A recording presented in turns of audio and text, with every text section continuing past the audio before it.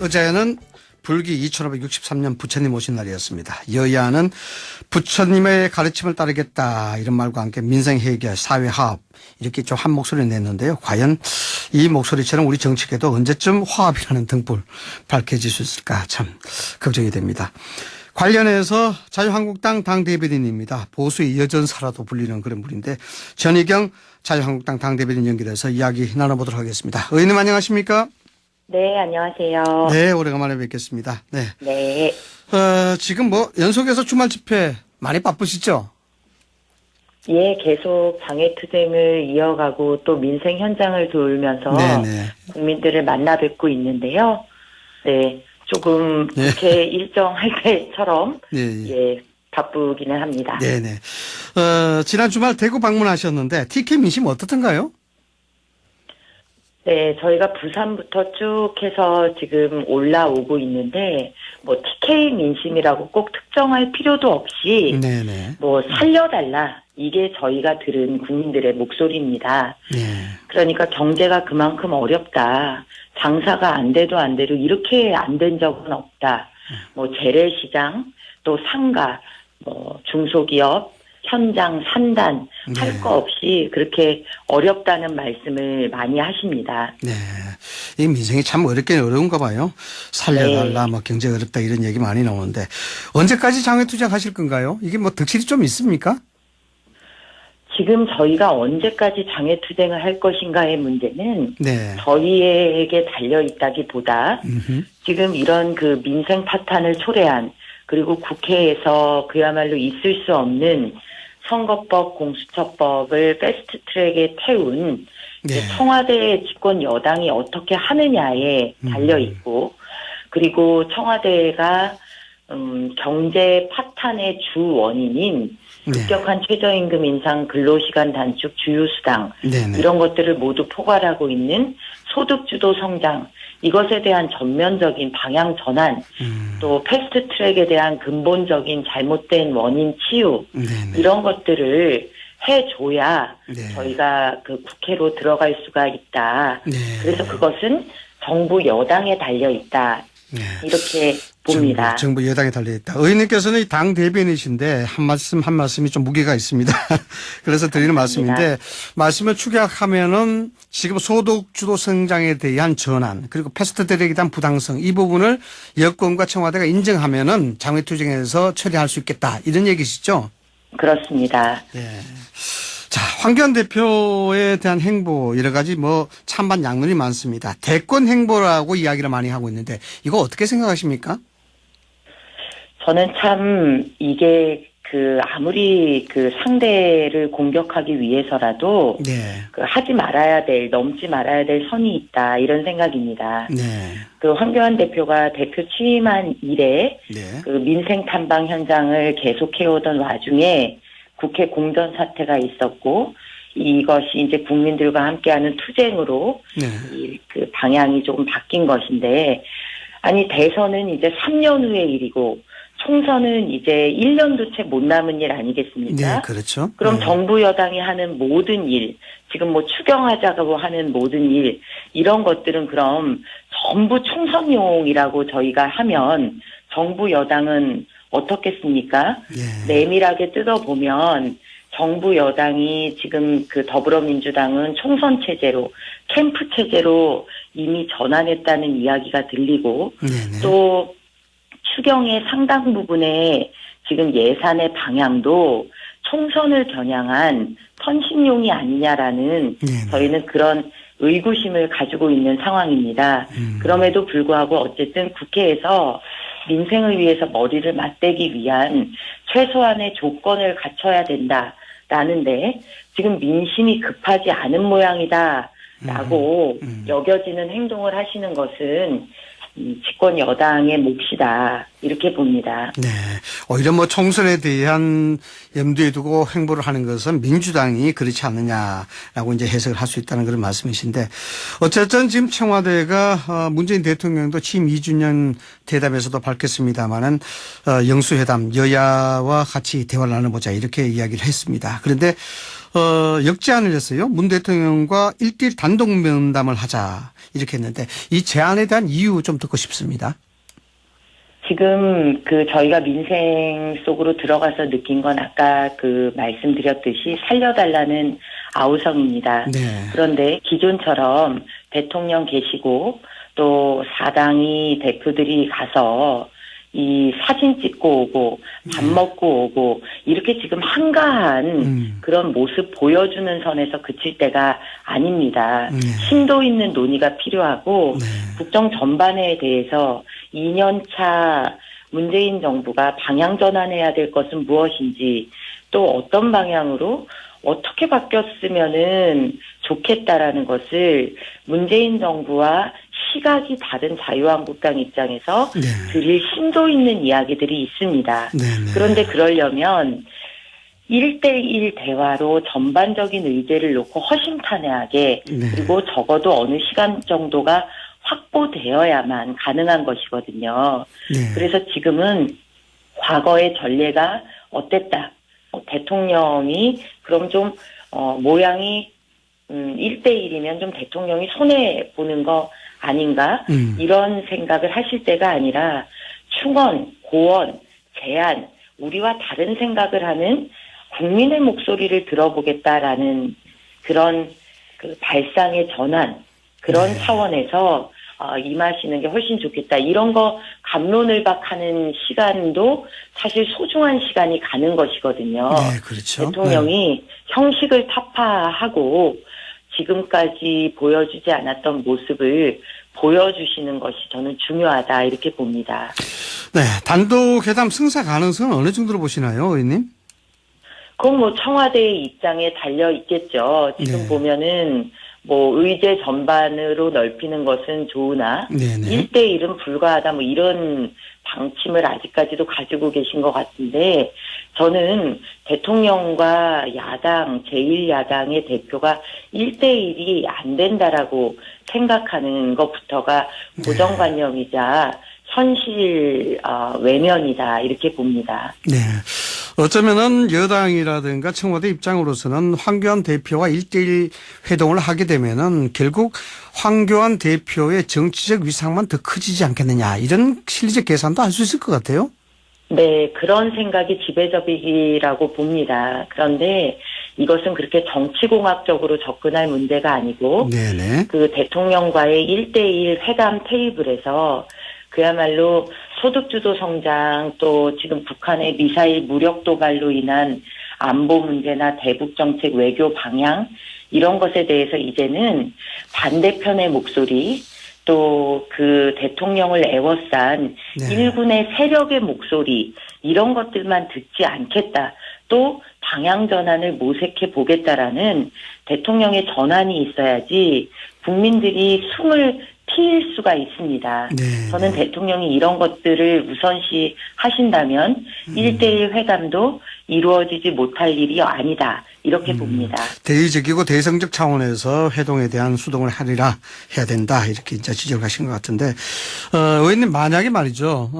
청와대도 굉장히 이제 고심을 하고 있는 것 같은데 단독 회담을 받아들이지 않는다 그러면 또한 한국당을 패싱하고 다른 야당과 회동을 한다 그러면 어떻게 하시겠습니까? 자유한국당 패싱이 어제 오늘의 일도 아니고 그리고 대화 자체가 불가능하다 이렇게 되면 저희는 지금까지와 마찬가지로 국민들께 왜 민생 파탄이 벌어지고 있는지를 보고 드리면서 국민들의 목소리를 듣고 야당 차원에서 챙겨야 될 민생과 대안 마련에 더욱 주력할 수밖에는 없습니다.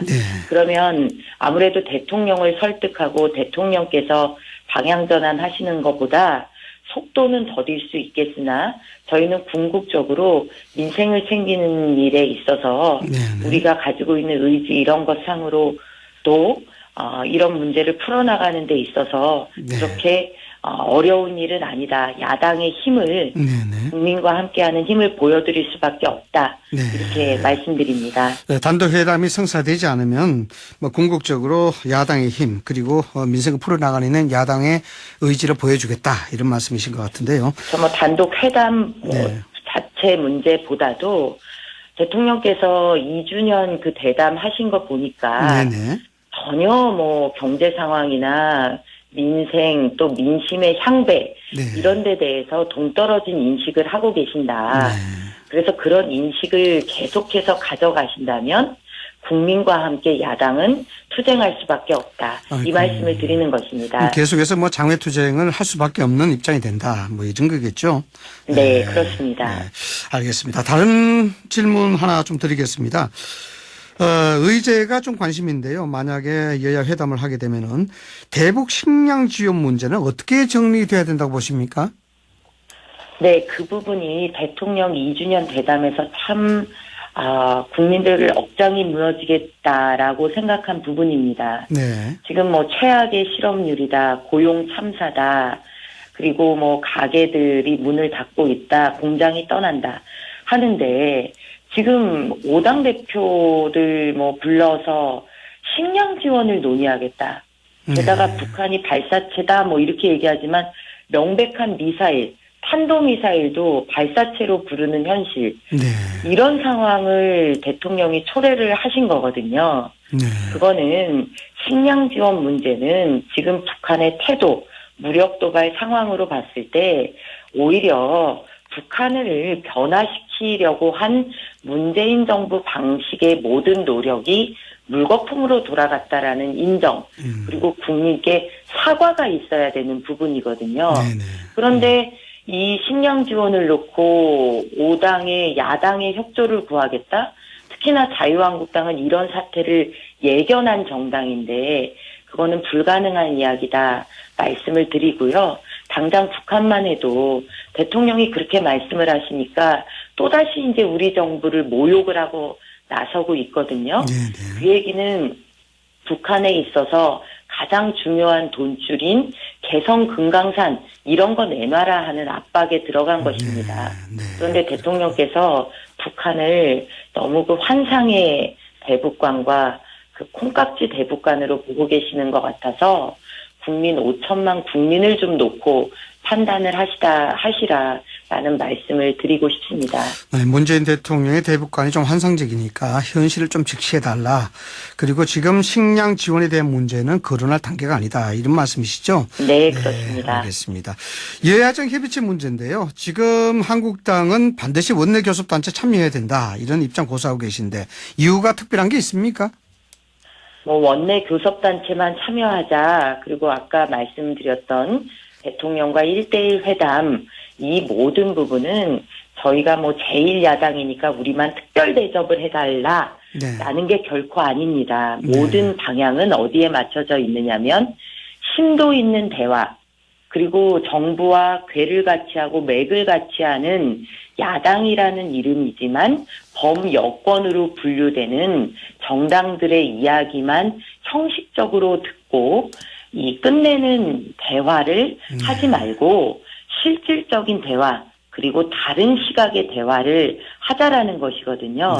지금 여야정 협의체의 문제도 저희는 그 기조에서 보고 있는 겁니다. 네. 하기야 뭐 지금 작년 11월 달에 이 여야정 협의체가 열리고 난 후 지금까지 뭐 답보 상태인데요. 어떻게 해야 될지 일단 두고 봐야 되겠는데, 한국당 설득이 지금 정가에서는 가장 중요하다 이렇게 보고 있습니다. 청와대에서는 어떤 점에 주로 이제 무게 중심을 둬야 된다 봅니까? 청와대가 2년 동안 실험해보고 싶은 거, 해보고 싶은 거를 저는 충분히 했다라고 생각을 합니다. 네. 그 결과 경제는 최악의 성적표를 받았고 그리고 북한을 변화시키는 평화 프로세스도 실패했다. 그 과정에서 이 경제 펀더멘탈이 대통령께서는 좋다라고 말씀하셨는데 그 좋던 기초 체력이 붕괴가 됐습니다. 그리고 한미동맹 균열됐고 국제사회에서 대한민국은 고립됐습니다. 북한은 그야말로 간만 키웠다라는 평가가 나옵니다. 이쯤 됐으면 바꿔야 됩니다. 실패를 인정할 건 인정하고 나머지 3년의 국정 운영의 방향을 야당과 협의를 해야 합니다. 그래서 저는 대통령께서 이 형식 논리 그리고 진영 논리 이런 것들을 내려놓고 이제야말로 전임 정부들하고 본인께서는 이제 뭐 경험해보지 못한 나라 보여주겠다 네네. 이렇게 말씀하셨는데 그야말로 저는 형식 논리 타파 그런 그 고답적인 대통령의 권위 의식 타파를 통해서 민생으로 가는 길을 열었으면 좋겠다라는 것이 마지막 어떤 바람입니다. 네, 뭐 의원님 말씀하신 중에 2년 동안 정치 실험을 했고 그 결과가 경제가 최악이고 평화 프로세스도 실패했다 이렇게 하셨는데, 네, 좋습니다. 일단 이 부분에 대해서는 이제 계속 지켜보시겠다. 그리고 형식 논리, 진영 논리를 떠난다면은 여기에 제2에 동의할 수 있다 이런 말씀으로 해석을 해도 되죠. 네. 네, 그렇습니다. 네, 알겠습니다. 이인영 민주당 신임대표가 말이죠. 추경 예산안 사태 해결 이 열쇠로 사실상 변곡점을 맞았다 이렇게 보는데 추경 예산안 재해 추경 플러스 알파가 있었으면 협상할 접점이 생긴다라고 이야기했습니다. 이 발언 어떻게 보시는가요? 네, 앞서도 잠깐 제가 언급을 드렸지만 추경 규모가 6조 7천억입니다. 네네. 1, 4분기에 이렇게 대규모의 추경이 이뤄진 예는 없습니다. 네네. 그런데 이 추경을 뜯어보면은요, 급하다고 하는 지진 산불은 7천억, 그리고 미세먼지가 1조 5천억입니다. 나머지 4조 5천억 정도가 전부 이 소득주도 성장 기조의 경제정책을 이끌고 가겠다는 그 내용의 추경으로 되어 있습니다. 네네. 이게 경제 방향을 바꿔야 지금 이 무너져 내린 경제의 뚝을 막을 수가 있고 그야말로 국민들이 떠밀려 내려오시는 거를 막을 수가 있는데 이 추경은 그 방향으로 그대로 가겠다는 대국민 선언용 추경이다라고밖에 볼 수가 없습니다. 그래서 저희가 급한 재해 추경을 따로 떼서 하자. 거기에는 적극적으로 협조하겠다는 선제적 제안을 한 것인데 그 이인영 신임 원내대표가 재해 추경 플러스 알파 이렇게 말씀하신 게 저희가 이야기한 부분과 얼마나 일맥상통할지는 보다 구체적인 내용을 말씀을 하시면 지켜봐야 될 것 같습니다. 그리고 이 대규모 추경에 지금 상당 부분이 지금까지는 세수 여유분을 가지고 했다면 이번 추경은 이제 빚내서 하는 추경으로 돌아섰습니다. 그러니까 국가 부채를 발행하는 것이죠. 자, 이런 추경을 미래 세대를 두고서 한다라는 것은 그거는 정부도 참 이런 추경해야 되느냐라는 원초적인 그 책임성을 가지고 저는 들여다봐야 된다 이렇게 봅니다. 지금 현재 전체적으로 의원님 말씀을 지금 요약을 좀 해보자 그러면은 전체적인 경제 흐름에 대한 방향이 바꿔야 되지. 그렇지 않으면은 추경은 지금 현재 있는 경제 정책 방향 그대로 가는 대국민 세금과 같은 추경이다 이런 말씀이시고 세수 여유가 있는 추경이 아니고 이제는 부채다라는 그런 지적이시죠. 그렇습니다. 네. 그래서 지금 이인영 대표가 이야기한 재추경 플러스 알파 이 협상 접점에 대한 언급은 이인영 대표가 구체적인 이야기를 좀 더 밝히면 거기에 따라서 그렇습니다. 한국당은 대응하겠다 이런 얘기시죠. 네, 맞습니다. 네. 그 말씀을 토대로 본다면은 민생 추경 그리고 재추경 분리 처리는 바로 이 이유 때문인데 그렇다라고 해석을 해도 되는 건가요? 네, 분리 추경을 빨리 하면 할수록 좋다라는 것이고, 네. 그 집권 여당이 이 추경에 대해서 재해를 겪고 있는 분들 그리고 미세먼지 사태에 대한 진정성이 있다라는 거를 보여주는 길이다 이렇게 봅니다. 네, 알겠습니다. 마지막으로 민주당에 이어서 오늘 13일, 15일 민주평화당하고 바른미래당 원내대표 선출 예정되어 있습니다. 새로운 원내 지도부가 구성이 된다 그러면은 국회 교착 국면 풀리지 않을까 그런 관측도 있는데 해결책 과연 가능할까요, 이게? 네, 패스트 트랙을 거치면서 대한민국 국회의 야당이 자유한국당 하나 아니냐라는 그런 저희는 생각까지도 하게 됐습니다. 네. 신임 원내대표들께서 이게 정말 야당으로서 국회는 대정부 견제가 제 역할이고 또 야당은 특히나 그렇습니다. 네. 그것에 따라서 정말 좀 국회 내에서 야당이 지금 그 공조를 통해서 국정의 올바른 방향을 좀 찾아갈 수 있도록 네. 조언하고 방향을 잡아주는 그런 그 국회의 역할을 할 수 있도록 노력해 주실 분이 선출되시고 대화의 길이 열렸으면 좋겠습니다. 네, 알겠습니다. 오늘 의원님 말씀하신 것은 한국당 당 대변인으로서 공식적으로 말씀하신 거죠? 그렇습니다. 네, 알겠습니다. 아침 일찍 이른 시간에 인터뷰 감사합니다. 지금까지 네. 전희경 자유한국당 당 대변인이었습니다. 오늘 말씀 감사합니다. 감사합니다.